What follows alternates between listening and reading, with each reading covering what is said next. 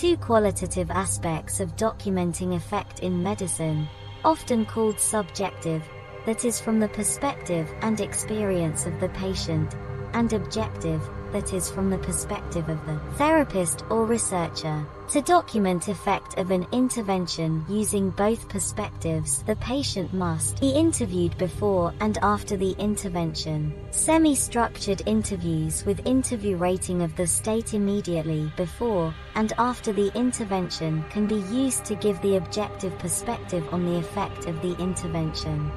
Interviewing the patient after the intervention can give the patient's subjective experience of the effect.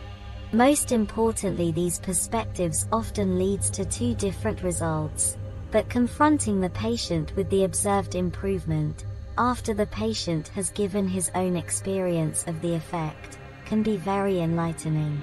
The consensus paradigm states that only to the degree that there is consensus between patient and therapist observer, the treatment has an effect. If the patient experience an effect that cannot be observed, something else is likely to have happened. A pleasant experience with the therapy is not the same as the effect of a treatment. If the patient does not experience an observed effect, this effect is most likely to be happening only in the observer's mind. Very often a therapist is convinced that a cure or intervention gave a positive result, but the fact that the patient did not experience that is then often neglected. So if the patient did not experience any improvement, such an improvement is most likely not to have happened. Interestingly, one single patient is enough to document effect with the consensus paradigm. If both the physician and his patient, after careful investigation before and after the treatment, find that the treatment has helped, this is most likely the case. The more precise the target group and the treatment are defined, the more valuable the documentation. We recommend for securing the validity that the presented method is used with 5 highly comparable patients receiving 5 highly comparable treatments. As always, we recommend for the observer rating a 5-point symmetrical Likert scale with neutral middle point and equidistance 143. A clinically significant improvement must be half a step on this scale or more. The patient needs to express the gain as a significant improvement. There are lots of possible advantages with the scientific holistic medicine that must be closely examined in future research. How can it be maker affordable, efficient medicine for the future? The possibility to prevent disease. The possibility to cure cancer and coronary heart disease. The possibility to seroconvert HIV-positive patients to HIV-negative. The possibility to relieve pain and discomfort. The possibility of rehabilitating working ability. The possibility of improving people's competency as parents. The possibility of improving working efficiency through development of talent. The possibility of helping people to be happy in spite of difficult circumstances and challenges. Holistic education encompasses a wide range of philosophical orientations and pedagogical practices. Its focus is on wholeness, and it attempts to avoid excluding any significant aspects of the human experience.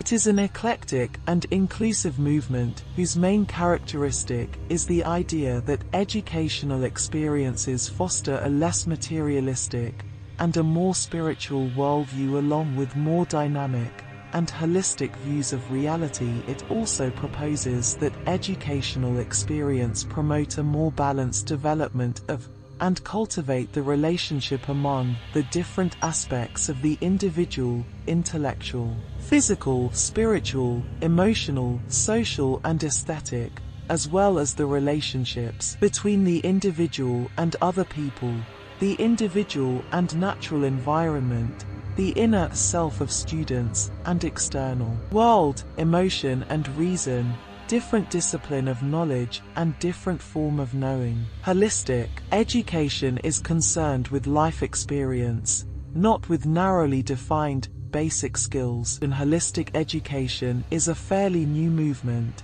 which began to take form as a recognizable field of study and practice in North America. It emerged as a response to the dominant worldview of mainstream education, often referred to the mechanistic worldview. Rather than attempting to provide a model of education, holistic education seeks to challenge the fragmented, reductionistic assumptions of mainstream culture and education. In other words, holistic education is concerned with underlying worldviews or paradigms in an attempt to transform the foundations of education. Holistic education is not to be defined as a particular method or technique. It must be seen as a paradigm, a set of basic assumptions and principles that can be applied in diverse ways. Holistic education addresses the broadest development of the whole person. It aims for the fullest possible human development, enabling a person to become the very best or finest that they can be and develop fully those capacities that together make up a human being. A main element of holistic education is its focus on the interconnectedness of experience and reality. Holistic education attempts to develop a pedagogy that is interconnected and dynamic, and thus is in harmony with the cosmos. In contrast, much of traditional education tends to be static and fragmented, ultimately promoting alienation and suffering in others. Holistic education focuses on the relationship between the whole and the part and suggests that teaching and learning approaches need to be rooted in a larger vision.